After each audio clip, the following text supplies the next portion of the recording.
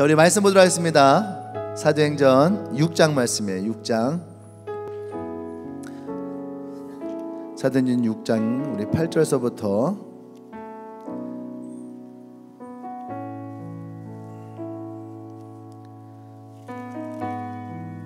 15절까지의 말씀입니다.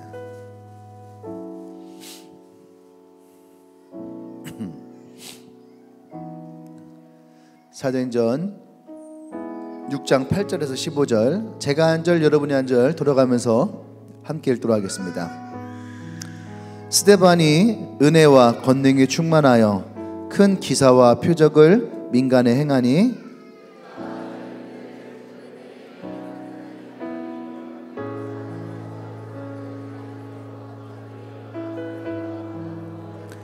스데반이 지혜와 성령으로 말함을 그들이 능히 당하지 못하여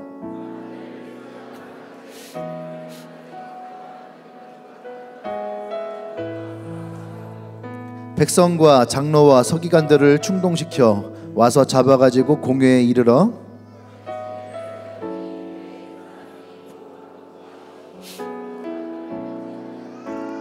그의 말에 이 나사렛 예수가 이 곳을 헐고 또 모세가 우리에게 전하여 준 규례를 고치겠다 함을 우리가 들었노라 하거늘 공회 중에 많은 사람들이 다 스데반을 주목하여 보니 그 얼굴이 천사의 얼굴과 같더라.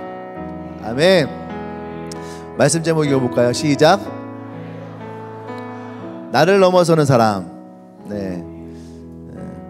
어떠한 사람이 진정한 승리자냐라고 할 때에 어떤 분이 그런 얘기했어요. 나를 넘어서는 사람이 진정한 승리자다. 세상의 싸움 가운데 가장 이기기 힘든 싸움이 무엇이냐 할 때에 나를 이기는 것이 가장 힘든 것이다. 네. 우리가 드라마 혹은 책 이런 것들을 보다 보면은 항상 자기를 넘어선다라고 하는 것이 가장 힘들죠. 예. 근데 오늘 이 성경에 저는 여러분들과 함께 우리가 어떻게 나를 넘어설 수 있는 사람이 될까? 라고 하는 그 말씀을 좀 나누려고 합니다. 네, 오늘 사실은 본문은 7장이에요. 7장 1절부터 뒤에 있는 말씀이 다 이야기인데 7장은 스데반의 설교예요. 그래서 7장을 읽으면 사실 제가 설교할 필요가 없어요. 스데반이 설교한 거기 때문에 설교문을 제가 그냥 낭독하면 되는데 그러면 또 제가 여기 앉아있는 의미가 좀 퇴색될 것 같아서 스데반의 설교를 제가 중간중간 짜게서 여러분들에게 제 설교로 하도록 하겠습니다. 네, 스데반의 이제 7장 설교가 어떤 설교냐라고 할 때에 6장에 보면은 10절에 봤어요. 스데반이 지혜와 성령으로 말함을 그들이 능히 당하지 못하여라고 해요. 그러니까 이 말은 사도 바울이 얘기한 거 맞는 거죠. 복음을 전함에 있어서 말의 아름다움에 있지 않다는 거죠. 성령의 능력과 성령의 그 나타나심에 있더라. 근데 그것을 누가 경험하고 얘기하고 있냐면 지금 스데반이 얘기하고 있는 거예요. 스데반이 사도 바울보다 전에 조금 나가 지나면은 사도 바울이 스데반이 죽는 그 앞에 현장 앞에 서 있거든요. 청년 사울이 이 청년 사울은 절대로 스데반의 이것을 이해할 수가 없는 사람이에요. 근데 이미 스데반은 어떤 사람이었길래 이것을 이해하고 오늘 성경에처럼 이 지혜와 성령의 말함을 쫓아서 이렇게 했을까? 사실 스데반의 기록은 그렇게 많지는 않습니다. 스데반의 이야기는 많지 않아요. 그래서 우리는 스데반이 베드로나 사도 바울처럼 그가 했던 그 말들 혹은 사역들을 우리는 다 할 수는 없어요. 하지만 이 짧은 스데반의 이 부분을 통해서라도 이 스데반의 사람이 얼마나 대단한 사람이었는가를 우리는 짐작할 수 있는 거죠. 근데 제가 오늘 저의 설교의 제목으로 본다면 스데반은 이미 자기를 넘어선 사람인 것 같아요. 자기를 넘어선 사람. 그래서 오늘 자기를 넘어섰다라고 하는 것은요 굉장히 많은 의미가 있거든요. 아까 우리 소정이의 이야기를 들으면서 소정이 모태신앙 아니에요. 소정이가 대학을 여기서 나온 것도 아니에요. 대학은 대구에서 나왔어요.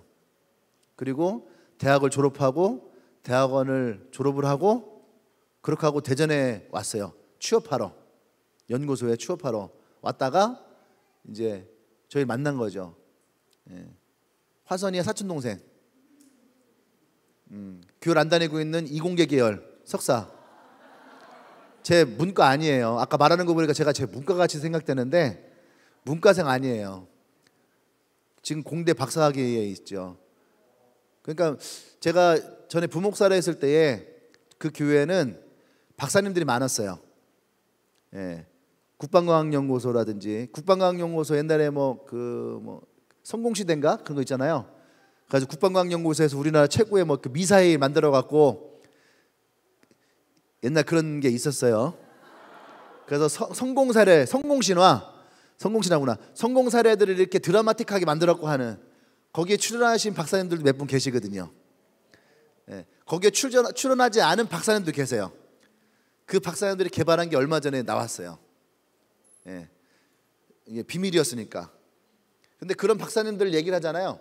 그런 저런 얘기 절대 못 해요. 왜냐하면은 이렇게 머리로는 생각이 되는데 마음으로 이게요 다 되지 않는 거죠. 근데 저의 얘기를 가만히 뒤에서 듣다 보니까 마치 문학소녀처럼 얘기를 하고 있더라고요. 뒷산에 있는 나뭇가지를 갖다가 성전을 짓고 여러분의 가지가 이거밖에 없을지라도 이공대교는 그렇게 따지지 않죠. 산 위에 나무가 몇 그루 있는지, 그 나무는 어떤 나무인지, 저 나무를 땔감으로 썼을 때에 어떤 효과가 나타날지, 이산화탄소와 일산화탄소의 배출량은 얼마나 될지, 저희 것이 과연 지구의 환경 파괴에 얼마나, 이런 걸 따져야 되는데 전혀 그런 거 따지지 않는. 근데 가만히 듣다 보니까 나를 넘어서는 사람인 거예요. 자기는 절대 그런 사람이 아닌데. 우리가 나를 넘어선다라고 하는 것이 오늘 제가 설교를 준비했지만 이것이 다가 아니에요. 나를 넘어선다라는 것은 기존에 있던 나의 삶, 나의 모습, 나의 태도, 또 나의 가치관, 또 나의 습관들, 나의 이기심들, 어느 영역이든지 그 부분들을 여러분들이 한 가지를 여러분들이 고민하고 생각하고 또 그것을 올바로 잡기 위해서 더 나은 곳으로 나가기 위해서 여러분들이 행한다면 그것이 바로 나를 넘어서는 사람이 되는 거죠. 오늘 스데반도 그런 사람이에요. 어느 날 예수님에 대한 이야기를 들었고 그 예수님을 믿게 되었고 그 예수님을 믿게 되니까 어떻게 하나님이 이 땅 가운데 행하셨는지를 알게 되어지고 그래서 그것을 가지고 사람들에게 자기가 얘기를 하는 거죠. 나를 넘어서는 사람들의 특징이 뭐냐면 오늘 이 스데반과 같은 사람이에요. 나를 넘어선 사람 특징이 뭐예요? 자기 안에 있는 은혜를 자기의 입술로 고백해 나갈 수 있는 거죠. 오늘 그것이 바로 7장의 스데반의 설교의 이야기예요. 우리는 이것을 스데반의 설교다 이렇게 얘기를 하지만 사실은 설교라기보다는 스데반이 어떻게 그 하나님에 대해서 알고 있고 고백하고 있는지를 우리는 이 성경에서 알고 있는 거죠.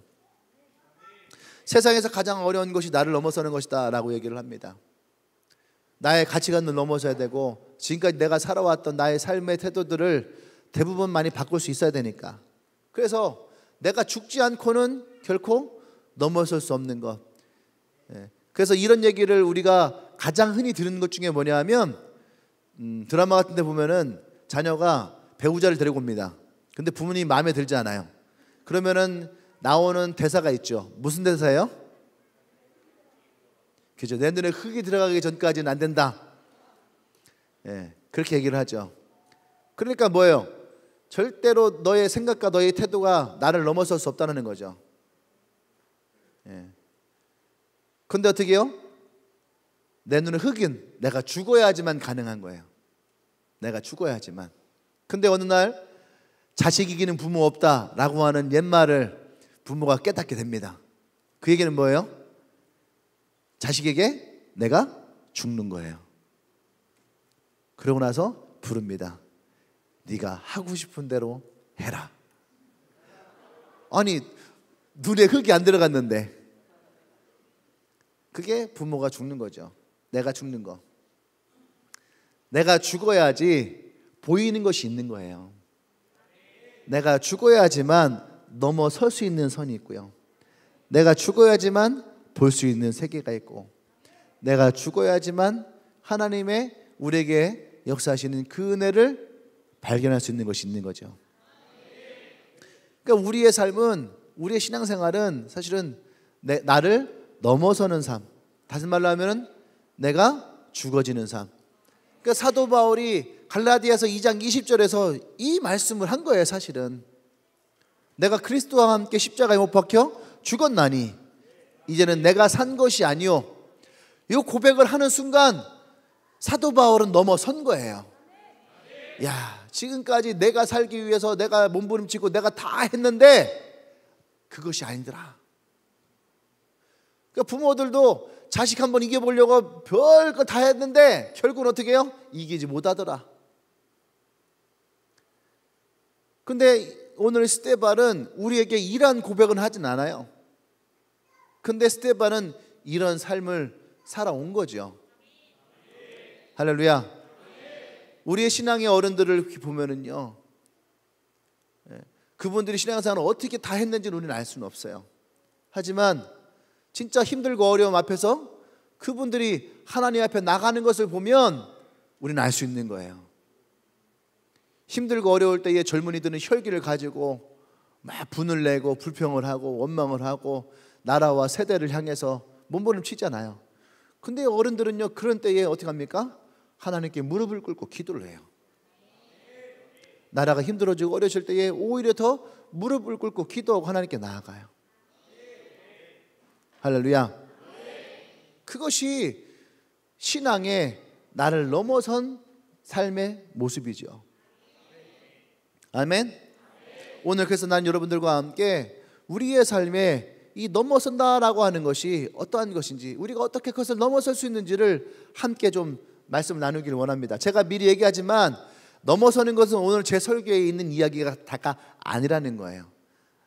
조금 전에 얘기했다시피 나를 넘어설 수 있는 것은 너무너무 많이 있어요. 오늘 그 많은 것 가운데에 우리가 하나님의 포커스 맞춰서, 특히 또 오늘 스데반의 설교에 포커스를 맞춰서 저는 오늘 설교할 뿐입니다. 여러분들은 이 설교를 들으시고 여러분의 삶의 아주 다양한 부분들을 넘어설 수 있어야지 돼요.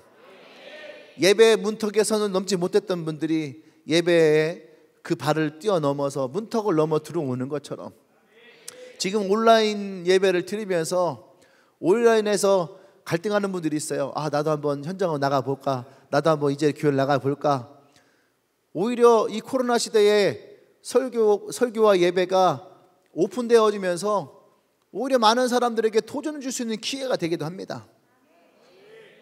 네, 주님의 교회에도 제가 부캐가 있고 본캐가 있잖아요. 오늘은 본캐 황성진 목사로 여러분 앞에 서 있잖아요. 설교를 합니다. 부캐는 이제 내일 또 이제 방송 나오잖아요. 파스타왕 썬쿡 하죠. 그런데 우리 자녀들이 부모님들에게 그렇게 제 설교를 들어보라고 보내줘도 부모님도 안 듣거든요. 그런데 이제 부캐를 가지고, 부캐는 뭐냐면 어른들이 계시니까 저의 또 다른 모습이잖아요. 그죠? 파스타왕이라는 또 다른 본업 말고 부업, 그것을 요즘 말로 부캐라고 해요. 본업은 본캐. 가지고 본캐, 부캐 무슨 말이야? 이렇게 어른들 같아서 제가 말씀드려요.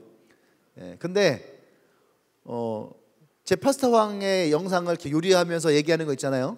그것을 부모님들에게 보여드리는데 부모님들이 재밌게 보신대요. 어떤 분들은 제가 웃는 소리에 막 다 속이 시원하고 병이 낫는 것 같다. 한번 웃어드릴까요?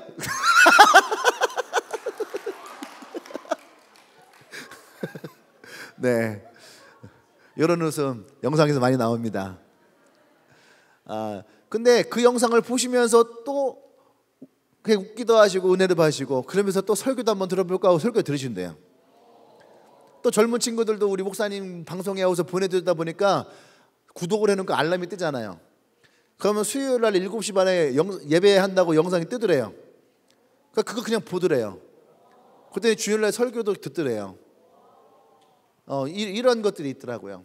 그래서 오히려 저는 그런 생각 들었습니다. 아, 이것이 하나님의 복음을 더 많은 사람들에게 전파될 수 있는 기회도 될 수 있겠구나. 할렐루야. 그러니까 우리의 생각만 조금 다르게 하면 여러분 선을 넘는 것은 어렵지 않습니다. 아멘. 오늘 설교 내용에 보면 이 스데반은 오늘 어떠한 일을 가지고 왔냐면 11절에 사람들을 매수하여 말하되 사람들을 매수했다라는 것은요, 스데반을 모함하기 위한 사람들을 매수한 거예요. 그러면서 그들이 뭐라고 얘기했냐면 모세와 하나님을 모독하는 말을 했다라고 해. 근데 그것을 누가 들어요? 우리가 들었다. 성경의 구약시대에는요 2명의 증인만 있으면 그 사람이 어떤 말을 해도 인정을 받아요. 재판에서요. 증인 2명만 있으면. 그러니까 두 사람이 짜고 입을 맞추면 한 사람 바보 만들고 죄인 만드는 것은 어렵지 않아요. 네. 그래서 이 두 사람만 있으면 되거든요. 근데 사람들을 매수한 거예요. 사람들을 하는 건 2명 이상이겠죠. 사람들을 매수해서 스데반이 모세와 하나님을 어떻게 해요? 모독했다. 하나님은 신성모독이에요. 모세는 뭘까요? 이들이 가장 중요한 가치력이는 율법을 모독한 거예요. 율법은 그들이 태어나면서부터 죽을 때까지 암송하는 성경 말씀이에요. 모세 오경. 이것은 그들의 인생의 가장 중요한 가치입니다. 그런데 이 모세를 모독했다라고 하는 것은 그들의 율법을 모독한 거예요. 그래서 스데반을 이들이 오늘 잡아오게 되는 겁니다. 그래서 7절 시작할 때에 대제사장이 이르되 이렇게 그래요. 이것이 사실이냐? 이것이 사실이냐? 이것이 어떻게 된 일이냐라고 묻지 않아요. 이것이 사실이냐? 우리 드라마 사극을 보면 그런 얘기합니다. 저놈이 사실을 말할 때까지 매우 쳐라. 이실 직고 해라. 무슨 말이에요? 이미 답은 정해져 있는 거예요. 나는 아니요. 저놈이 아직도 정신을 못 차렸구나. 바른 대로 말할 때까지 주리를 틀어라. 이거 생각해 보면요, 세상에 이러한 고문이 있을까? 이미 답은 정해져 있고 내가 들을 말은 정해져 있는 거죠. 그리고 묻는 거예요. 그리고 바른 말 할 때까지, 다시 말해서 내가 듣고 싶은 말을 할 때까지 치던가 주리를 틀던가 아니면 지지던가. 예. 근데 오늘 이 대제사장이 우리 조상들이 했던 것보다 훨씬 먼저 하고 있는 거예요. 이것이 사실이냐? 라고 하는 질문을 먼저 던집니다. 그러니까 스데반이 이르되 이렇게 얘기를 하면서 이 스데반이 누구 얘기를 하냐면은 아브라함의 이야기를 합니다. 할렐루야. 우리 4절과 5절 말씀 볼까요? 다는 볼 수 없고요. 제가 중간중간 보도록 하겠습니다. 4절과 5절 말씀. 자, 시작.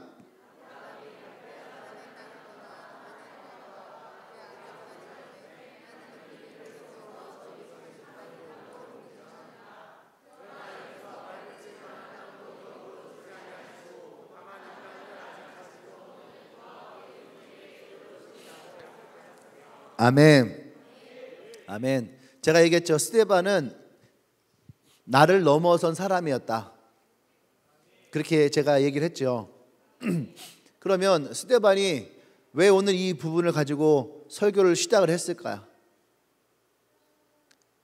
모세의 오경은요, 모세의 율법은요, 약 BC 1400년대예요. 1400년대. 근데 아브라함이 하나님으로 인하여서 갈대아로 의뢰해서 가나안으로 나온 것은요 BC 2000년경이에요. 그러니까 시간적으로는 약 600년 정도가 아브라함이 앞서 있는 거죠. 그런데 오늘 이 대제사장들이 모세와 하나님을 이들이 이제 모독했다라고 하는 것은 아브라함으로부터 시작한 이야기는 왜 그러냐면 너희가 말하는 것은 말도 안 된다라고 하는 걸로 시작하는 거예요. 왜냐하면 아브라함은 모세의 율법이 나오기 전에 왜 모세의 율법이 나오게 되었는지의 그 시작을 아브라함으로부터 시작을 하는 거예요. 그러면서 오늘 여기에서 무엇을 말하고 싶냐 하면 여러분 스데반은요 하나님의 은혜의 언약을 가지고 있는 사람이었다라는 거예요. 그러니까 나를 넘어서는 사람 첫 번째는 뭐냐면 하나님의 은혜의 언약을 가지고 있는 사람이에요. 약속의 말씀을 가지고 있는 사람. 이 사람이 나를 넘어서는 거죠. 아멘. 그러니까 이들이 거짓 증인들로 스데반을 모함을 할 때에 스데반은 아브라함을 통해서 하나님의 하신 일을 설명을 합니다. 하나님은 아브라함을 가나안 땅에서 부르시고 하나님이 아브라함에게 약속하십니다. 그리고 그 약속은 이 율법보다 훨씬 이전의 것이라는 것을 지금 설명하고 있는 거예요. 아멘. 네. 너희들이 얘기하고 있는 이 율법은 모세가 시내산에서 BC 1400년경, 물론 이렇게 얘기를 하진 않았어요. 근데 그때 했지만 아브라함은 그 훨씬 이전의 것이라는 거죠. 아멘. 하나님이 보잘것없던 아브라함을 부르셔서 하나님의 은혜로 하나님이 아브라함에게 이 약속을 주셨다는 거죠. 아멘. 그 약속을 주심으로 말미암아 모세가 나오고 율법이 나오고 이스라엘이 나온 거예요. 근데 지금 대제사장들에게 너희가 어찌하여서 이 아브라함에 하신 언약은 기억하지 않고 있느냐는 거죠. 하나님이 이 백성을 향한 아브라함의 언약으로 말미암아 너희들이 지금 목숨처럼 여기고 있는 그 율법을 가지고 있다라는 거예요. 이것을 지금 스데반은 말하고 있는 거죠. 다른 말로 하면 지적하고 있는 거예요. 왜 그럴까요? 지금 너희들은 율법이라는 것을 가지고 형식에 매여 있는 신앙을 하고 있다라는 거예요. 나를 넘어서지 못하는 사람은요, 항상 이 율법에 묶여 있어요. 우리의 신앙생활 가운데도 마찬가지예요. 왜 종교적인 신앙생활이 나올까요? 종교적인 신앙생활의 가장 대표적인 것이 바로 율법에 묶여 있는 거예요. 우리가 율법하니까 엄청 율법을 많이 알고 엄청 율법 가운데에 엄청난 율법 가운데 살아가 있는 것처럼 생각하지만 그렇지 않아요. 이 시대에 많은 사람들이 어떤 율법에 묶인지 아십니까? 신앙생활은 주일날 11시에 한 번만 하면 된다는 생각이에요. 이 정도면은 내가 하나님께, 이 정도 내가 헌금하면 하나님께, 내가 이 정도 하면은 하나님께, 여러분 그것이 여러분을 묶고 있는 율법이에요. 하나님을 향해서 한 발짝 더 나갈 수는 없는 건가요? 아까 우리 소정이 말대로 지금 부동산 주택시장이 우리나라에서는 가장 큰 이슈죠. 엄청나게 지금 올라가고 있어요. 그죠? 진짜 젊은이들 집 한 채 산다는 것이 진짜 꿈 같은 얘기로 변하고 있는 중이죠. 서울에서는 정말로 이게 꿈이 아니라 하늘의 별 따기와 같은 그런 일이 벌어지고 있는 거죠. 근데 아까도 제가 소정이 잠깐 얘기를 했지만 보세요. 이 시대에 많은 사람들이 자신의 그 집을 얻기 위해서 많은 노력을 하고 많이 살아가고 있죠. 노력을 하지 말라는 얘기가 아니에요. 그것을 위해서는 우리는 얼마든지 선을 넘을 수 있는 거죠. 기꺼이 자기의 인생과 삶을 거기에 많이 투자하는 거죠. 갭 투자가 그거 아닙니까? 그런데 하나님을 위해서는 왜 그 발 한 발짝을 더 내딛기를 두려워하고 힘들어할까요? 이것이 율법이라는 거예요. 이것이 바로 종교적인 삶의 모습이라는 거예요. 할렐루야. 지금 스데반이 이들에게 말하고 싶은 것이 바로 그거예요. 이 사람들아, 생각을 해봐라. 하나님이 우리에게 율법을 주신 것은 하나님의 언약의 은혜야. 우리가 어떻게 하나님과 더 가까워지고 우리가 하나님께 어떻게 더 나아가고 우리가 하나님 안에서 어떻게 우리가 더 안전하게 살아갈 수 있는지를 하나님은 아브라함을 통해서 그 언약으로 그 백성에게 약속하신 거야. 근데 어떻게 우리는 그 하나님께 가까이 나가는 것을 노력하지 아니하고 모세에게 받았던 그 율법으로만 살아가기를 원하느냐? 은혜는 잃어버리고 율법만 우리에게 남겨져 있는 거죠. 그러니까요, 보세요. 신앙생활하는 사람들에게 은혜가 없다라는 것은요, 은혜가 없다라는 것은 그들이 교회를 다니지만 그들이 율법에만 살아가고 있는 거예요. 그 율법에만 살아가고 있다는 말이 무슨 말이에요? 주일 한번 예배 드리며 또 그 예배마저도 딴 생각하며 졸며 주보에다가 낙서하며 그냥 그렇게 보낸 그 시간 한 시간으로 말미암아 나아가서는 나는 구원받고 천국 갈 수 있다라고 하는 생각, 그것이 율법이에요. 그것은 우리에게 그 어떤 하나님의 은혜도 가져올 수 없다라는 얘기예요. 할렐루야. 아멘. 우리가 아무것도 아닐 때에 하나님은 우리를 택하시고 우리를 부르시고, 그리고 그러한 나에게 하나님은 은혜를 베푸시고, 이것을 깨닫고 이 은혜 가운데가 살아가는 사람들에게 율법은 법이 아니에요. 율법은 우리가 하나님과 가까워지는 방법이고, 그 율법은 우리가 우리의 신앙생활을 하나님 안에서 자유롭게 할 수 있는 하나님의 축복입니다. 할렐루야. 그때에 하나님은 우리에게 베푸세요. 약한 자에게 하나님의 축복을, 보잘것없는 자를 부르셔서 아브라함에게 복의 사람으로 세우셨듯이 하나님은 그것이 우리에게 은혜가 되고 축복이 되고 하나님의 넘치는 사랑이 될 줄로 믿습니다. 할렐루야. 아멘. 그래서 우리가 나를 넘어설 수 있는 것은요, 내 만족으로 넘어서지 않아요. 항상 내 만족은 나를 갈급하게 만들어요. 자동차를 사신 분들은 느끼는 게 있죠. 자동차를 사기 전에는요, 저 자동차만 사면 세상 다 얻을 것 같아요. 근데 젊은 사람들일수록 자동차를 사고 만족하지 않아요. 튜닝을 하기 시작해요. 익숙한 웃음소리예요. 박상아. 예, 낡은 카니발 타고 다닐 때만 해도 부부가 같이 웃는 거예요 지금. 그 아버지의 도움으로 아버지 도움으로 우리 상아가 카니발 좋은 거 샀죠.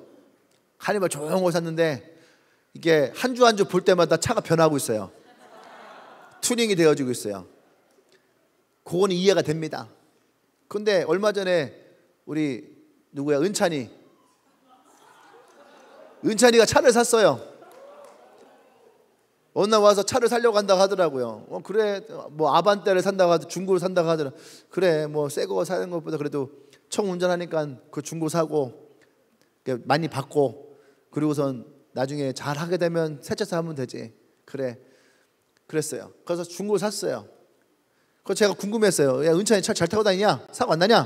그랬더니 뭐 그 얘기는 안 하더라고. 근데 다른 얘기를 하더라는 거죠. 근데 차를 샀는데 수동을 샀다는 거예요. 아반떼 수동을.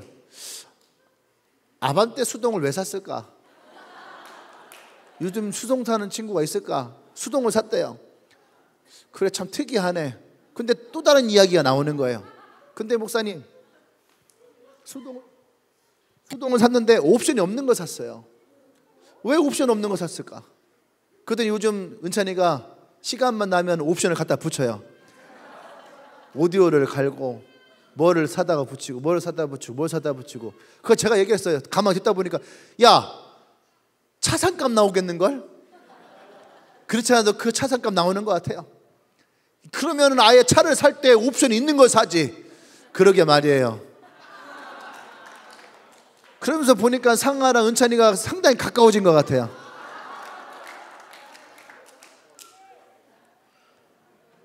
그게 사람의 만족이에요. 사람의 만족은 항상 갈급함. 아마 은찬이가 차 살 때는 차만 샀으면 좋겠다 생각했을 거예요. 그래 안 그래? 네? 여기도 아마 그럴 거예요. 차 없으신 분들, 내가 차 사고 싶다. 차 사고 싶은 손 들어보세요. 네, 차만 있으면 좋겠지요? 거짓말. 차를 사기 시작하면 튜닝하기 시작합니다. 또 그 차를 또 한 1년 타다 보면은요, 다른 사람의 차가 눈에 들어와요. 처음에는요, 그저 그냥 경차 한 대만 있어도, 경차 한 대만 있어도 나 행복하고 그것만 있어도 세상 다 얻을 것 같은데, 경차를 타고 다니다 보면은요, 조금 지나면은요, 눈에 들어오기 시작합니다. 특히 여성 운전자분들, 처음 운전할 때 3개월은요, 옆에가 안 보여요. 앞에 있는 차와 앞에 있는 길만 보이거든요. 3개월은 그래요. 3개월 지나면서부터요 다른 차들이 보이기 시작을 해요. 6개월 지나면은요 이제는 다른 차가 보이는 게 아니라 다른 차 이름이 보이기 시작해요. 그러면서 마음에 들어와요. 좋겠다. 저 차는 좋겠다. 그게 사람의 만족이에요. 사람의 만족은 절대로 만족함이 없어요. 사람의 만족은 갈급함을 향해 나갑니다. 근데 하나님의 은혜는 우리에게 갈급함으로 가지 않아요. 풍성함으로 가요. 할렐루야. 아멘. 그러니까 여러분 이 스데반이 오늘 이 대제사장들 앞에서 결국 여러분 결론은요 이 설교하고 스데반 죽습니다. 스데반은 그걸 알고 있어요. 스데반이 오늘 내가 여기 온 것은 결국 내가 죽을 것이다 라고 하는 것을 스데반은 각오하고 왔어요. 그럼에도 불구하고 오늘 이 스데반은 하나님의 은혜를 이들에게 무엇인지를 가르치기 시작을 해요. 나를 넘어서지 않고서는 할 수 없는 이야기죠. 오늘 내가 여기서 죽을 수 있다라고 하는 그 상황 가운데에서 오늘 이 설교를 한다는 것은 스데반은 이미 아까 얘기했죠. 자기를 죽인 거예요. 그리고 이들에게 하나님의 은혜가 무엇인지를 얘기하고 있어요. 할렐루야. 지금 이 스데반의 심정이 어떠한지를 가장 잘 설명한 말씀이 사도 바울의 이야기예요. 고린도후서 12장 9절과 10절 말씀입니다. 같이 한번 읽어볼까요? 자, 시작.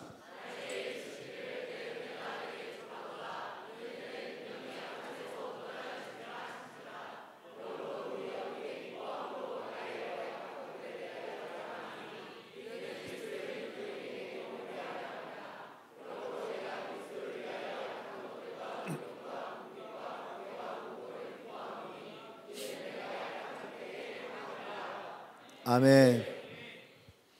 이 스데반의 고백이 오늘 사실 스데반의 마음인 것 같아요. 할렐루야. 그러니까 오늘 너무나도 연약하고 보잘것없는 이 스데반이 그 누구보다도 가장 강한 사람이고 가장 큰 사람이고, 그죠? 가장 하나님을 사랑하는, 하나님과 가장 가까운 사람의 모습으로. 그러니까 이 스데반의 죽음도 보세요, 마치 예수님이 돌아가시는 것처럼 예수님이 죽을 때의 그 모습과 같이 스데반의 죽음을 맞이해요.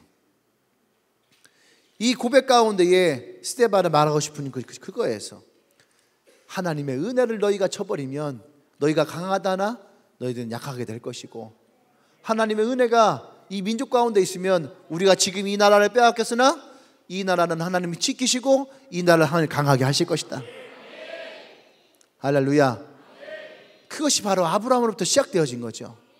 본토 친척 아버지의 집을 떠나 아무것도 없는 보잘것없는 인생 하나가 오늘 이스라엘이라고 하는 이 나라의 민족의 아버지가 되어진 것은 우리가 강해서가 아니고 우리가 있어서도 아니고, 그것은 하나님이 아브라함을 택하시고 그 약함과 그 보잘것없는 그 인생 가운데에 하나님의 은혜의 언약의 말씀을 주셨을 때에 아브라함이 그것을 붙잡았다라는 거죠. 그 붙잡았을 때에 하나님은 그 아브라함을 의로 여기셨다라고 말씀하십니다. 할렐루야. 아멘. 여러분, 우리를, 나 자신을 넘어설 수 있는 가장 중요한 것이 바로 이거예요. 보잘것없었던 인생에, 연약했던 인생에 하나님 나를 택하시고 나를 부르시고 내게 그 언약을 주셨다라는 거죠. 그 언약을 통해서 이루실 것을 여러분 기대하시길 바라요. 이 언약이 우리 안에 있을 때에 하나님은 신실하게 이 언약을 이루실 것입니다. 지금은 내가 약한 것 같으나 하나님은 우리를 강하게 하실 것이요, 지금은 내가 보잘것없을 것 같으나 하나님은 나를 통해서 하나님은 드러나게 하실 거라는 거예요. 할렐루야. 그것이 하나님의 은혜 안에 있는 사람이에요. 아멘. 나는 주님의 교회가, 난 여러분들이 그러한 사람이 되고 그러한 교회가 되기를 원하고, 또 여러분을 통해서 여러분의 가문이 그러한 믿음의 사람들로, 믿음의 가문이 되어지길 소망합니다. 할렐루야. 그러니까 지금 우리에게 찾아온 약함을 여러분들이 부족함으로 여기지 않길 바라요. 지금 내게 찾아온 부당함을 나에게 상함으로, 아픔으로 받아들이지 않기를 원합니다. 욥은요, 욥기 40장 42장에 가면은 이제 욥기가 끝날 부분이거든요. 그때 가서 무슨 말을 하냐면요, 사실 욥이 앞에 있을 때에 욥의 의로움에 대한 많은 의심을 받아요. 그때까지는 욥은 동방의 부자였고 그곳에 가장 의로운 자라였어요. 부족함이 없는 자였어요. 하나님의 사랑도 충분히 받는 자였고 하나님이 항상 함께하는 자였어요. 그러니까 그 사람은 누구나 부러워하는 사람이에요. 아브라함과 욥은 같은 족장시대의 사람이에요. 근데 한 사람은 하나님의 부르심을 받아서 하나님의 언약 가운데에 하나님의 한 민족으로 일어나가는 시작을 할 때에 공교롭게도 한 사람은 자신의 있는 그 모든 것들을 다 잃어버리고 하나님의 의에 대해서 시험받을 때였어요. 한 사람은 하나님이 너는 의로운 사람이다라고 칭찬하시며 택하셨을 때에, 한 사람은 하나님의 의로운 사람이라고 택함을 받을 때에 그의 친구들이 찾아와서 네가 하나님의 사람인데 어찌해서 너에게 이런 저주가 찾아오고, 네가 의로운 사람인데 어찌해서 너희 몸에 이런 더러운 질병이 찾아오고, 네가 하나님의 사람이고 하나님과 가까운 사람인데 어찌해서 너희 자녀들은 다 죽고 너희 재산은 다 빼앗겼느냐라고 얘기를 들어요. 우리가 동시대에 살고 있을 때에 우리에게도 동일하게 찾아오는 이야기예요. 그것이 아브라함과 욥의 이야기예요. 근데 욥기 40장 42장에 가면은 욥이 고백을 하기 시작합니다. 하나님이 나에게 보내셨던 그의 친구들이 엘리바스, 빌다, 소밧, 이 사람들, 또 엘리우라는 사람들이 있어요. 이 사람들은 이 욥의 친구였어요. 욥으로부터 많은 도움을 받았던 사람이고 욥으로부터 신앙적인 교훈도 받았던 사람들이에요. 욥으로부터 하나님에 대한 도전도 받았던 사람이에요. 그런데 그들이 찾아와서 욥을 시험하고 욥을 아프게 하고 또 욥을 또 그의 하나님으로부터 분리시키려고 했고, 멋있는 말을 통해서 욥을 정죄하고, 근데 그 욥이 이 모든 이야기들을 다 이겨내고 하나님 앞에 붙을 수 있었던 것, 그것은 하나님은 결코 나를 버리는 분이 아니라고 하는 그 하나님을 향한 욥의 신앙의 마음이었어요. 할렐루야. 그 이야기가 끝냈을 때에 그때 욥이 깨달아요. 하나님이 이러한 나를 만드시기 위해서 그 친구들을 보내셨군요. 그러니까 여러분의 찾아왔던 시험들, 아픔들, 어려움들, 그것이 여러분들에게 죄악이고 상처고 나의 부족함이고 나의 연약함이라서 내가 받는 것이 아닐 수 있어요. 혹은 내가 나의 부족함으로 받았을 수도 있어요. 하지만 여러분 기억하십시오. 그것이 여러분의 결정은 아니고 그것이 여러분의 끝은 아니에요. 그 모습을 보여주는 것이 바로 아브라함이에요. 할렐루야. 우리는 이 갈등 속에서 나를 넘어서질 못해요. 성경에 보면은요, 부자 청년이 나옵니다. 이 부자 청년이 나와서 율법적인 사람이었어요. 율법의 완성과 같은 사람이에요. 예수님이 율법을 얘기를 합니다. 그때에 이 젊은 관원이, 예수님, 당신이 말씀하셨던 그 모든 율법은 내가 어릴 때부터 다 지켜왔던 겁니다. 훌륭하지 않나요? 자, 여기 거짓말 치지 않았던 어린이 있나요? 거짓말 안 쳐본 사람 있나요? 남의 것을 빼앗아 보지 않은 사람 있나요? 아마 우리 커오면서 다 그런 생각 했겠죠. 그죠? 어린아이니까. 근데 이 젊은 관원은 당당하게 얘기합니다. 나는 한 번도 그런 적이 없습니다. 어쩌면 이 사람은요, 빼앗을 필요가 없는 사람이었을 수도 있어요. 거짓말할 필요가 없는 사람이었을 수도 있어요. 그렇게 풍족하게 살아왔으니까. 그래서 예수님께 왔어요. 그리고 내가 어떻게 해야지 구원을 얻을 수 있는지를 물어요. 근데 예수님이 뭐라고 이 사람에게 얘기를 합니까? 너의 재산을 팔아서 가난한 사람들에게 나눠줘라. 한 번도 넘어보지 못한 선이에요. 한 번도 생각해보지 못했던 선이죠. 그래서 예수님은 오늘 이 젊은 관원의 그 발을 넘어서기를 원했어요. 근데 이 젊은 관원이 그 이야기를 듣고 심히 근심하며 돌아가더라. 아브라함에게 약속하셨던 그 땅을 이 젊은 관원은 밟아보질 못했어요. 여호수아는 아브라함에게 하셨던 그 언약을 붙잡았어요. 그리고 그들은 언약궤를 붙들고, 다시 말해서 하나님의 언약을 붙들고 요단 강물에 한 발짝 그 선을 넘었죠. 그때의 그의 조상 아브라함에게 하셨던 그 언약대로 그들은 가나안을 들어가게 됩니다. 이 젊은 가나안 이야기 뒤에 누가 나오는지 아십니까? 삭개오의 이야기가 나와요. 젊은 가나안은 근심하며 돌아갑니다. 포기하지 않았어요.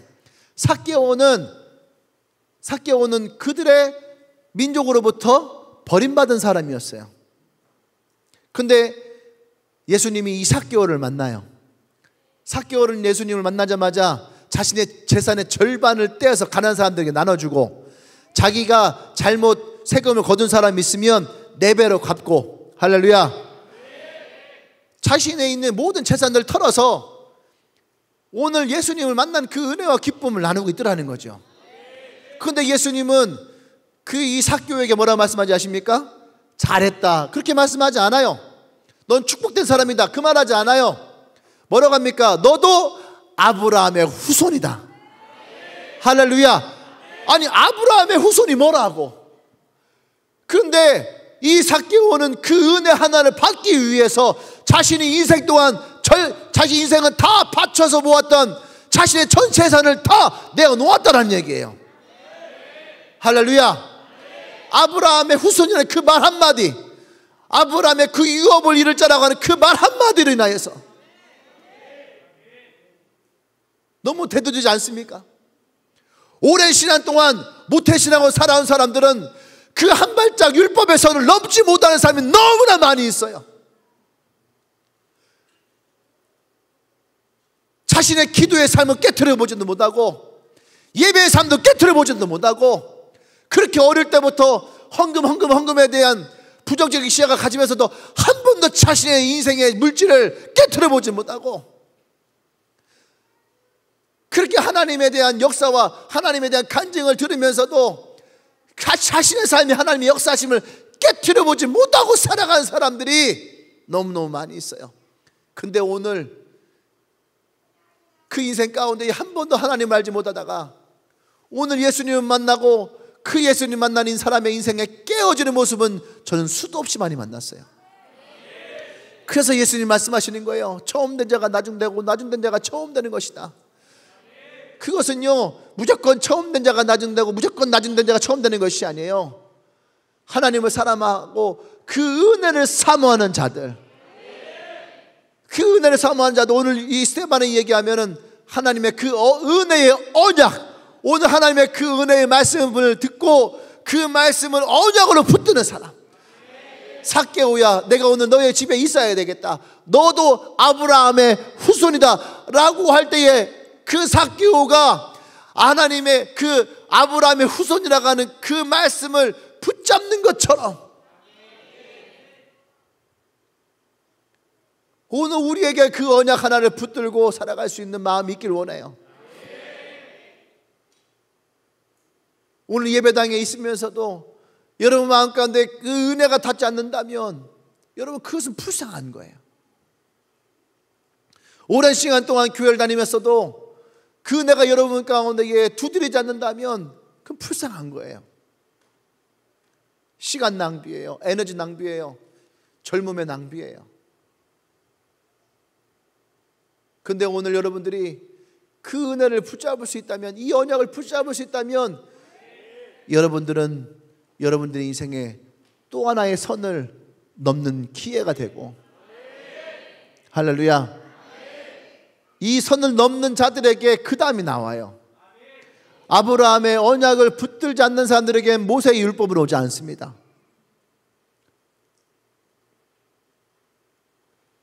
내가 예수 그리스도를 내 마음에 받아들이지 않는 사람들에게 구원이 오지 않듯이 성령의 구하심을 찾지 않는 자들에게 성령이 찾아오지 않아요. 백날 방언 주세요, 방언 주세요 해도 방언 일어나지 않아요. 기도 응답을 주세요 해도 기도 응답되지 않아요. 그래 그들이 뭐라고 합니까? 내 인생 가운데 하나님의 역사는 한 번도 없었다, 나는 하나님 만난 적이 단 한 번도 없다 라고 얘기를 해요. 그러면 그 사람의 고백은 뭡니까? 하나님은 죽은 거예요. 신은 없는 거예요. 그런데 단 한 번이라도 하나님의 은혜를 붙들고 그 은혜를 경험한 사람들에게는 아까 얘기했죠, 선을 넘어요. 그러면은 하나님의 새로운 세계가 열려요. 하나님의 새로운 세계. 여기가 선이에요, 여러분. 여기까지가 선이에요. 그 다음 신앙으로 넘어갈 수 있느냐, 그 다음 신앙으로 넘어갈 수 없느냐의 선이 바로 여기에요. 제가 오늘 설교의 이야기를 3가지를 준비했는데 오늘 이 설교의 선이 저는 오늘 여기까지인 것 같아요. 그래서 오늘은 여기까지만 설교를 할 겁니다. 그 뒤에 이야기가 있어요. 그 뒤에 이야기는 오늘 이 앞에 선을 넘지 아니하면 이해할 수 없고요, 받아들일 수 없어요. 스폭을 흘립니다. 제가 다음 주에 이 설교 안 할 수 있어요. 저 아시잖아요. 저는 한번 설교 잡아오는 거 그 다음 주에 하기 힘들어하는 사람이에요. 오늘 이 설교를 준비하기 위해서 저는 새벽 5시까지 고민하고 씨름해서 오늘 이 설교를 준비한 거예요. 여러분 해보셨나요? 한 팔로 설교를, 그것도 노트북을 사용할 수 없어서 핸드폰으로 문자 하나하나를 치면서 설교 원고 3장을 만들어요. 제 원고 설교 3장은 설교 1시간 반이거든요. 아시죠? 팔 아파 죽겠어요. 근데 저도 아깝죠. 그 다음 설교를 또 들어가야 되는데. 근데 오늘 설교가 여기까지인 것 같아요. 그 다음의 이야기는 이 앞을 넘어서야지 들어가요. 그 다음의 이야기는 목차만 읽어드릴게요. 9절과 10절 말씀. 왜냐하면 그래도 이 예배에 오셨으니까 내가 이걸 다 못하더라도 이게 무슨 얘기인지 알고 가지. 안 그러면 뒤에 가서 욕해요. 아, 저 목사 새끼 저거 앞에만 이야기하고 뒤에 얘기 한 개도 안 해준다고. 날 무시하는 거냐고. 그럴 것 같아서 얘기는 합니다. 내가 이렇게만 얘기해도요, 알아들을 분들은 다 이해가 돼요. 근데 무시하는 건 아니고요, 이렇게 얘기했는데 그 뒤에가 안 되면요, 섬을 넘지 못한 거예요. 제 말 무슨 말인지 알죠? 축구를 좋아하시는 분들 축구 얘기 조금만 해도 다 이해되잖아요. 드라마를 보신 분들 드라마 얘기 조금만 해도 다 알잖아요. 그렇죠? 근데 한 번도 보지 않은 분들은 얘기해도 못 알아요. 그죠? 9절 10절 말씀 읽어보겠습니다. 시작.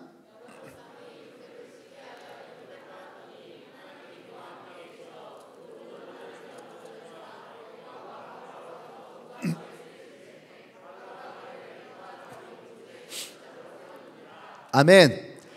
중간에 딱 띄었어요. 아브라함이 이삭을 낳고 이삭이 야곱을 낳아요. 이해되시죠? 그래서 우리가 아브라함의 하나님, 이삭의 하나님, 야곱의 하나님 3세대 하나님 얘기를 해요. 이 3세대 하나님은 왜 3세대 하나님이냐면 하나님의 언약이 이 3세대 가운데 흘러서 이루어진 거예요. 하나님이 아브라함에게 약속하셨단 말이에요. 아브라함아, 내가 너로 하늘 별과 같이 바닷가의 모래알과 같이 너의 백성을 그렇게 많게 하고 내가 너를 통해서 큰 민족을 이룰 것이다. 근데 아브라함은 이삭을 낳았어요. 큰 민족을 이루지 않았어요. 또 이삭은 아들을 낳았어요. 누구와 누구를 낳았죠? 에서와 야곱을 낳았어요. 그때도 큰 민족을 이루지 않았어요. 그리고 야곱은 형 에서의 장자권을 빼서 도망을 가요. 도망을 가서 20년 만에 돌아옵니다. 그리고 자녀들을 많이 낳아서 돌아와요. 그래도 큰 민족은 아니었어요. 기껏해야 70명 정도였어요. 근데 하나님의 언약은 여전히 아브라함에게 했던 이야기를 이삭에게 했던 얘기를 또 야곱에게. 야곱이 20년 동안 바깥에서 돌다가 고향에 돌아왔을 때에 그때도 하나님은 야곱에게 말씀하십니다. 근데 야곱은 그 언약을 그렇게 깊이 생각하지 않아요. 왜냐하면 이미 자기는 죽을 나이가 되어가고 자기 다 해봤자 이거 70명밖에 되지 않는데, 근데 그 자식이 아니고 자기가 데리고 온 사람들까지 다 합쳐서, 근데 어떻게 큰 민족을 이루냐, 아예 신경도 쓰지 않아요. 근데 그 집안에 한 사건이 벌어집니다. 아들 하나가 꿈을 꿨어요. 근데 이 아들의 꿈이 아주 회개망측한 꿈들이에요. 아버지와 형들이 다 그 막내인 아들에게 절을 하기 시작하는 거죠. 근데 그 형들이 그 이야기를 듣고 기분이 아주 나빴어요. 그래서 그 동생을 죽이려 합니다. 그래서 차마 죽이지 못하고 이 동생을 애굽의 노예로 팔아버려요.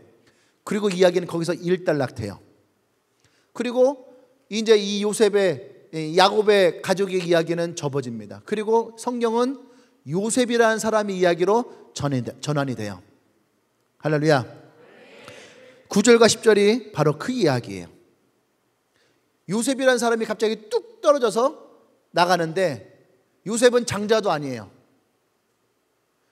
이 집안을 이을 자식이 아니에요. 그런데 요셉이라는 사람을 애굽으로 보내며 하나님이 언약하셨던 언약이 새롭게 일어납니다. 너희의 백성이 430년 동안 애굽에 머물게 될 것이다. 근데 그 이야기의 시작이 바로 요셉이에요. 그리고 요셉을 통해서 하나님은 야곱의 가족들을 다 애굽으로 이주를 시켜요. 그리고 430년을 그곳에서 야곱의 후손이 머무릅니다. 430년을 머물면서 그들이 빠져나올 때의 숫자가 대략 200만 명이에요. 하나의 민족을 만들어서 나와요. 민족을 만들어 나오게 된 사람이 누구냐면 모세예요. 모세에게 하나님이 또 말씀하십니다. 내가 너의 백성의 울부짖는 소리를 들었다. 이제 너를 통해서 너의 조상 아브라함에게 했던 그 언약을 이룰 것이다.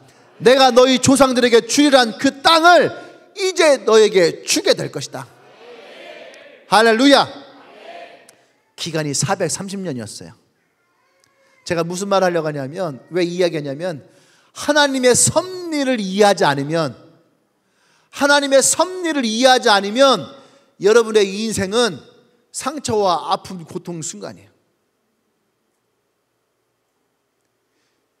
하나님의 은혜의 언약을 붙들지 않으면요, 여러분의 삶에 찾아온, 지금 당장 1년 동안 찾아왔던 이 코로나 가운데 우리 인생이 불행하고 내 삶이 고달프고 우울함이 있고, 근데 여러분 언약을 붙들고 1년 동안 열심히 살아온 사람은요, 이 코로나까지도 하나님이 나를 인도하시는 하나의 섭리가 됩니다. 저는요, 놀라운 걸 발견을 했어요.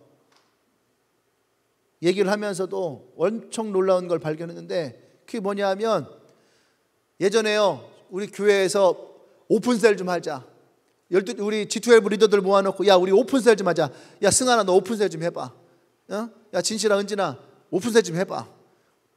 또 원포포 리더들 모고, 성실아, 좀 성실하게 오픈셀 좀 해봐. 이제 이건 안 웃기다, 그지? 가영아, 또 오픈셀 좀 해봐. 막 이렇게 얘기를 하잖아요. 근데 애들이요, 네 하는데 돌아서서 오픈셀을 어떻게 하는 거예요? 오픈셀을 뭐 하는 거예요? 어떻게 해야지 돼요? 이런 얘기들을 참 많이 했어요. 그렇게 우리가 하려고 해도 안 됐단 말이죠. 근데 코로나가 터졌어요. 교회를 다 모일 수가 없어요. 소모임도 할 수가 없어요. 그래서 전반기 동안에 우리가 뭐였냐면, 약간 셀을 강화해보자. 셀 예배를 드려보자. 우리 교회에서부터 하면 셀들이 예배를 드리니까 셀 예배를 준비를 해보자. 셀 예배 준비를 했어요. 그 막 셀원들이 막 설교도 하고 막 그랬어요. 그러면서 이제 예배를 할 수 있을 것 같아요. 그리고 코로나가 막 터지면서 또 셀로 예배할 수밖에 없었어요. 그 셀 예배를 드렸어요. 그러다가 또 할 게 없잖아요. 야, 그럼 우리 라이프 스터디를 조별로 한번 해보자. 6명이 한 조가 돼서 그들이 막 했어요. 막 승리도 경험하고 뭣도 하고 막 했어요. 막 자랑해요. 잘했다, 수고했다. 그럼 한 번 더 해보자. 예? 한 번 더 해요? 한 번 또 해보자. 한 번 또 했어요. 2번 돌렸어요. 그래서 했어요. 그 여름이 됐어요. 2단계가 발령이 됐어요. 그것도 못해요. 할 수가 없는 거죠. 그런데 제가 또 오면서, 야, 우리 어게인 좀 하자. 원래 내가 하려고 했던 어게인, 이것을 교회로 못하니까 그럼 셀로 해보자. 어떻게 될지는 니네끼리 알아서 해봐라. 그렇게 얘기를 했어요. 근데 예전 같으면 목사님 저희가 이거 하려고 하는데 이거 어떻게 해야 될까요? 이거 순서는 어떻게 해야 될까요? 뭔 어떻게 해야 돼? 메시지는 어떻게 될까요? 이렇게 하는 게 좋을까요? 저렇게 하는 게 좋을까요? 그렇게 막 물어보는데, 이제는 리더 모임 할 때 돼서 우리 지난주에 했어요. 했어? 뭐 어떻게 했는데? 이렇게 했어요. 저렇게 했어요. 우리도 했는데 니네도 했어? 또 한 주가 지났어요. 그래서 이제는 어떻게 되냐면은 이번 주에 하는 사람 묻지 않아요. 이제 지난주에 한 사람. 그러면 서로 막 하고 있어요. 제가 그걸 보면서, 야, 대단하다. 이제 저들이 내가 필요 없어졌구나. 더 이상 나에게 묻지 않는구나. 나의 도움이 이제 필요 없구나. 끝나고 나서 다 뭐라 하냐면 목사님 너무 좋아했어요. 막 사람들이 너무 좋아하고, 그렇게 막 예배도 오고 막 만남도 되고 또 양육도 되고 예만남도 하기로 했고, 내가 지난번 했을 때보다 얘네들이 하니까 더 잘 되네. 이제 내가 필요 없어지는구나. 그래서 하나님이 지교회를 개척하게 하셨구나. 나를 보내셨구나 하는 생각을 했어요. 그리고 마음에 기뻤어요. 그게 뭔지 알아요? 성장이에요. 부모가요, 자식을 아무리 끼고 있으려 해도 자식이 출가할 때가 생깁니다. 물론 가출할 때도 있었죠. 가출할 때도 있었지만 출가할 때가 생겨요. 출가할 때는 막을 수가 없는 거예요. 왜요? 이제는 독립할 때가 된 거니까. 이제 우리 교회 리더들이 독립할 때가 됐구나. 이제 그들 스스로가 더 성장해서 이제는 그들의 세런들을 또 세워나겠구나. 그래서 나는 지교회 나가서 세워야 되겠구나. 그런 생각도 했습니다. 감사한 거죠. 그렇죠? 아멘. 이것이 뭔지 알아요? 이것이 섭리예요. 하나님의 섭리를 깨닫지 않고서는 절대로 나를 넘어설 수 없어요. 내가 생각하고 내가 판단하고 내가 결정한 것이 가장 중요하다 생각하니까. 근데 이 섭리를 깨달으면 내가 결정한 것도, 내가 선택한 것도, 내가 판단한 것도 절대로 우선되지 않아요. 할렐루야. 그러니까 제 말 이해되죠? 언약을 붙잡지 않으면 요셉이 되었던, 모세가 되었던, 그 누구가 되었던, 여호수아도 마찬가지예요. 언약을 붙잡지 않으면 지금까지 하나님이 이루셨던 이 섭리는요, 없는 거예요. 그러니까 여러분들이 언약이 없는 사람들에게는 섭리가 없어요. 그냥 일회성이에요. 기도응답이 있어도 일회성이에요. 하나님의 섭리를 여러분 볼 수 있어야 돼요. 다음 세 번째는요, 20절, 21절 볼게요. 20절, 21절.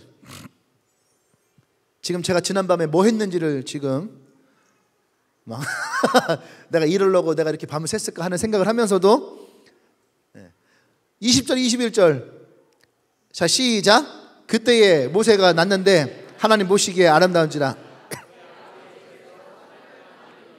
버려진 후에 바로의 딸이 그를 데려다가 자기 아들로 기르매. 자, 인생 불쌍하지 않아요? 아버지 집에 석 달밖에 못 자랐어요. 우리말로 하면 100일이지, 100일. 그리고 버림받았어요. 모세가 버림받은 아이예요. 그런데 성경에 지금 이걸 기억을 하고 있어요. 근데 모세는 버림받았는데 애굽의 왕자로 자라요.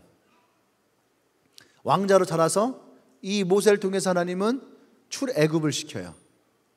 그리고 이 모세에게 하나님은 이들이 그렇게 중요하게 여기는 율법을 줘요.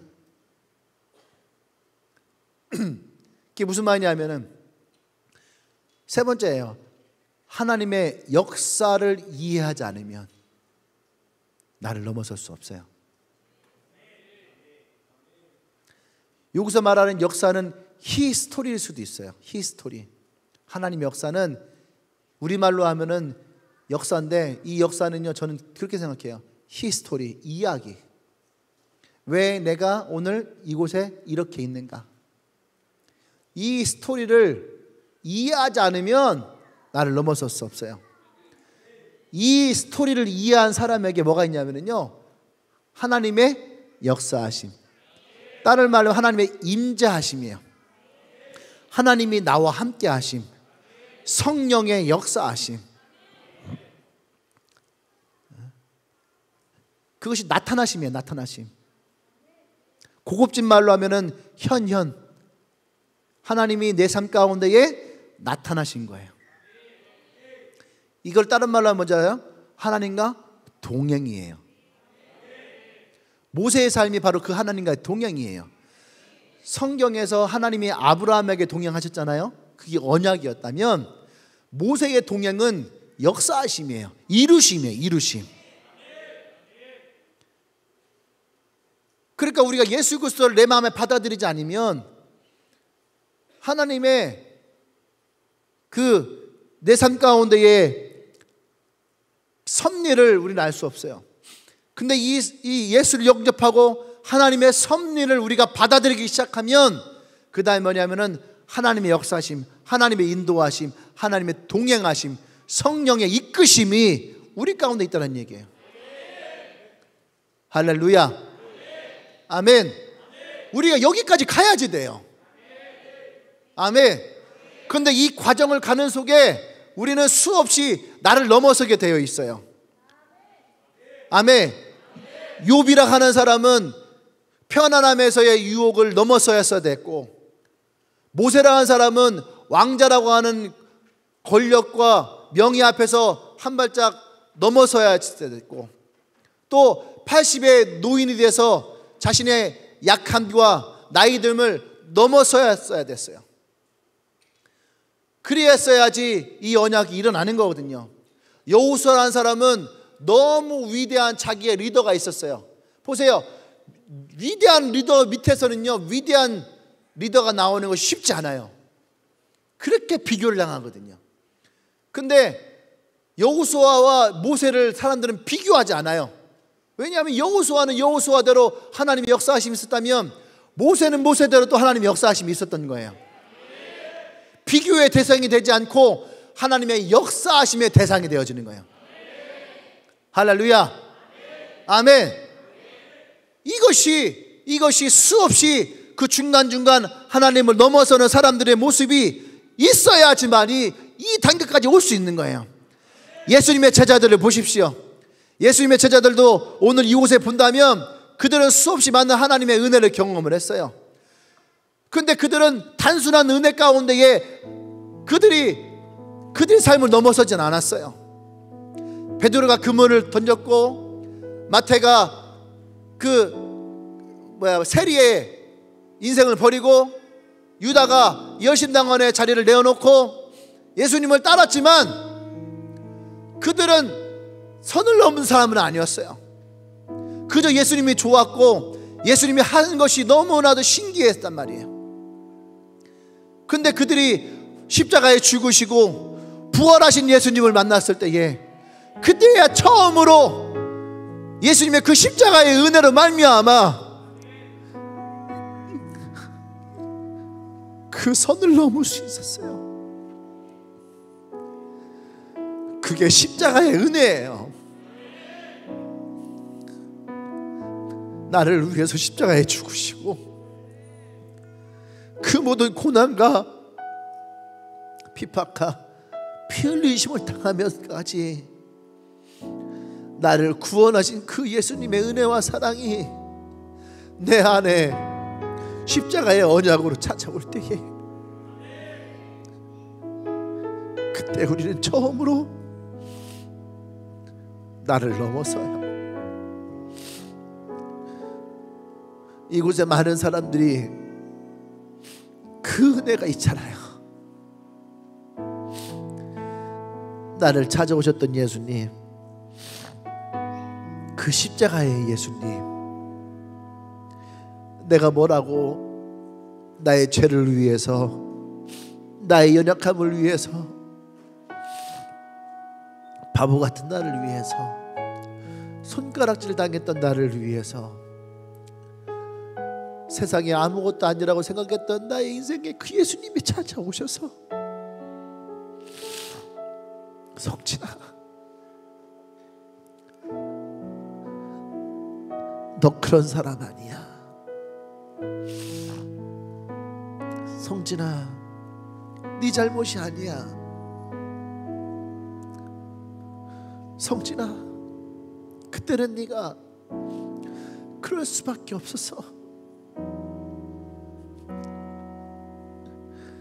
그런데 내가 이 십자가에서 그의 너의 모든 죄를 내가 다 용서했고, 내가 너의 그 모든 약함을 감당하였고, 내가 너의 그 모든 부족함을 내가 채웠다. 이제 내가 너와 더불어 먹고 내가 너와 더불어 살기 위해 내가 너에게 왔다. 그것이 우리에게 찾아오셨던 하나님의 언약이에요. 그리고 그것이 우리의 구원이죠.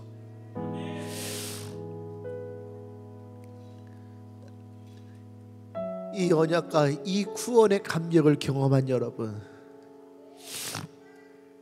이제 우리는 한 발짝 더 나를 넘어설 수 있어야지 돼요. 나의 삶을 나의 주님께 내어 드리세요. 그분이 나를 인도하시도록. 여호와는 나의 목자시니 내게 부족함이 없으리로다.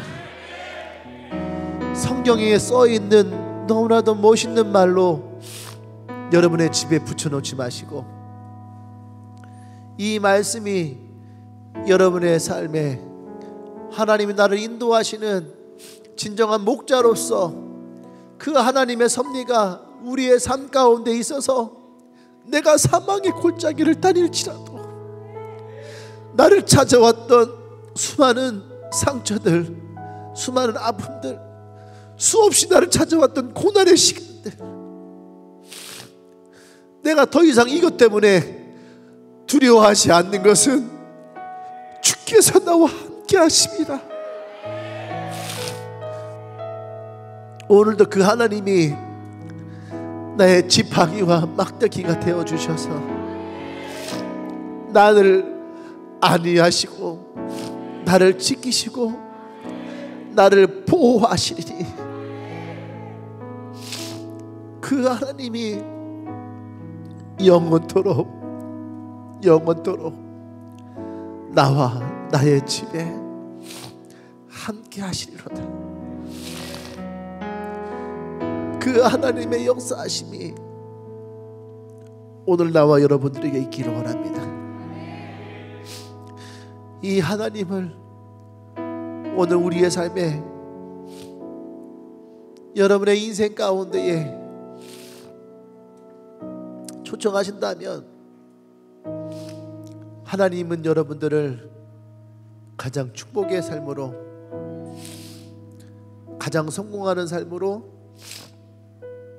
남들이 부러워할 만한 삶으로 지금 당장은 인도하지 않을 수도 있어요.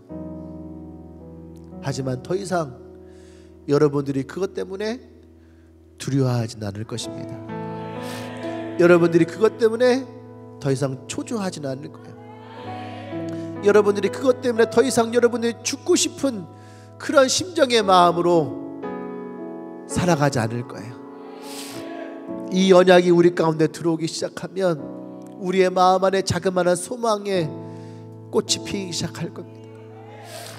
뿌리를 내릴 것이고 자라게 될 것이고, 어느 순간 그것은 열매를 먹게 될 것이고, 그 나무가 다 자랐을 때에 여러분들이 그 나무 아래서 하나님의 은혜를 여러분의 자녀와 여러분의 후손과 그 하나님의 은혜를 이야기할 수 있는 날이 반드시 여러분의 인생에 찾아올 거예요. 어느 날 여러분들이 자녀에게 얘기할 겁니다. 2020년 2월 한국에 코로나가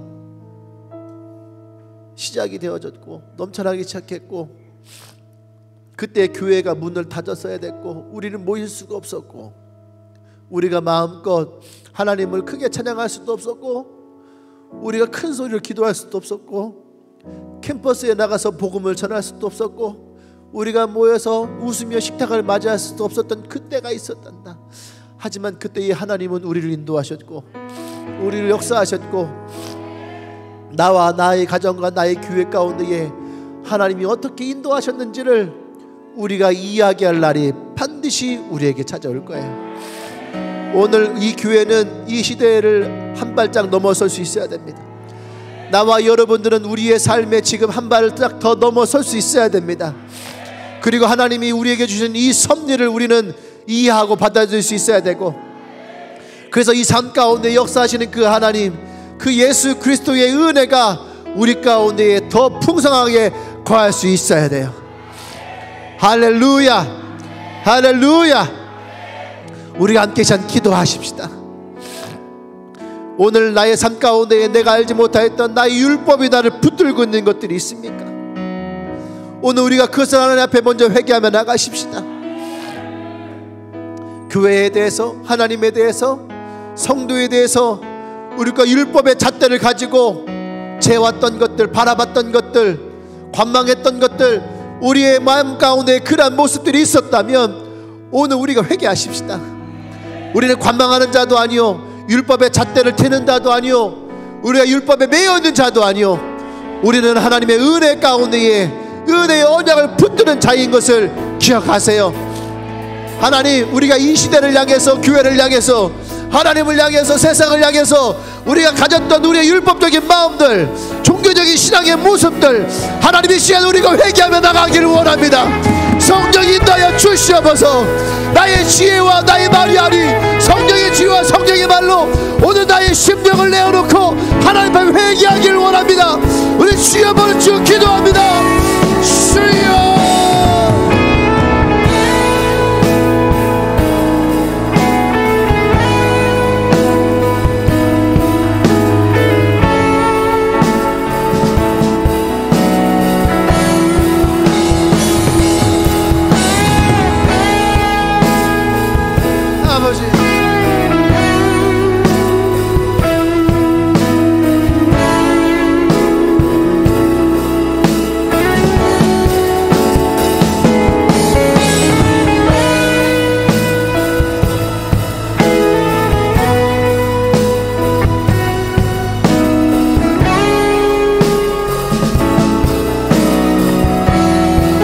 할렐루야.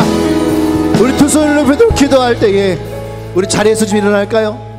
우리 함께 자리에서 일어나서 두 손을 높이 들고 우리 한 가지만 기도하겠습니다. 여러분들이 제가 이야기하는 가운데 한번 여러분들 생각해 보세요. 내가 넘어야 될 선이 무엇이 있을까? 기도의 선, 예배의 선, 복음의 선, 관계의 선, 하나님과의 친밀함의 선, 어느 것을 여러분들이 그 선을 넘어야 될까요? 하나님은 여러분들에게 어떠한 것을 원하고 계실까요? 하나님, 이 시간에 내가 선포합니다. 나의 선을 넘기를 원합니다. 모세가 이스라엘 백성을 가지고 출애굽을 하였듯이, 여호수아가 언약궤를 들고 가나안 땅에 들어갔듯이, 하나님, 우리가 주의 말씀의 언약을 붙들고 나의 선을 넘기를 원합니다. 나 자신을 넘어서는 자가 되게 하여 주시옵소서. 주여, 주 기도합니다.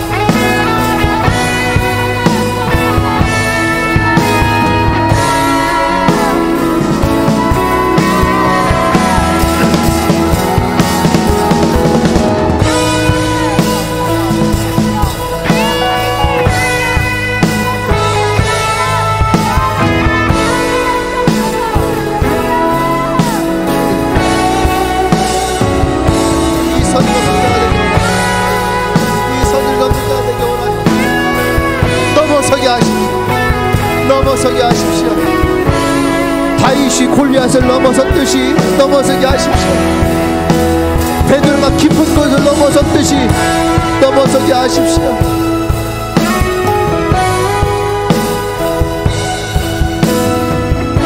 우리의 삶이 넘어서는 자들 되게 원합니다.